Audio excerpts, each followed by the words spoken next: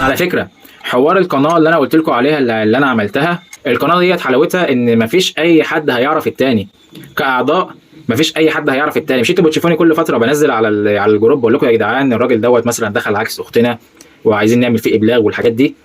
انا لقيت انا اكتشفت في القناه ان مفيش فيها اصلا اللي انت تعرف مثلا مين معاك في الجروب او كلام من ده. يبقى احنا حلينا مشكله، ودي حاجه كويسه برضو. انا ما خدتش بالي من الحته دي. انا كنت بفكر بقى ان هعمل مجتمع وجروب رقم 2 وجروب رقم 3، بس ده طبعا مش حلو خالص. هنفضل حرفيا يعني هتلاقي ناس كتيره متداخله في الجروب التاني، وطبعا حقهم انهم خايفين ان انا انزل حاجات هنا ما تنزلش هنا والجو ده. فتمام، الحمد لله عملنا القناه. لسه كمان في قناه اللي هي مش قناه بقى، صفحه على تيك توك. هنحتاج برضو اللي احنا نعملها، هنسميها برضو نفس الاسم علشان تسند برضو مع قناه اليوتيوب. لان التيك توك له معايير. زي مثلا لو انا اخدت شغل، انتوا هتلاقوا عندكم اصلا فيديوهات مرفوعه على القناه، مش البث المباشر ده بس اللي موجود. هتلاقوا فيديوهات فيها شغل انا مجمعه.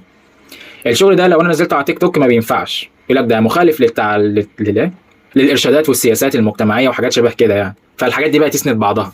فانا اهم حاجه عندي ربنا يكرمكم وكلكم تشتغلوا، وتشتغلوا كمان شغل حر.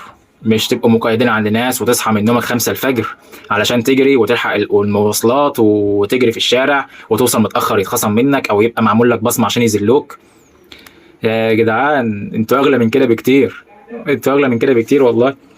انتوا بس محتاجين حاجة ارشاد بسيط. ارشاد. هو مفيش حد طبعا هيرشدكم ببلاش، كله بيبقى عايز المصلحة بتاعته. الزمن ده اللي بيقول لك فيه على حاجة يبقى مصلحته رقم واحد، سواء ان كان هيضرك او هينفعك.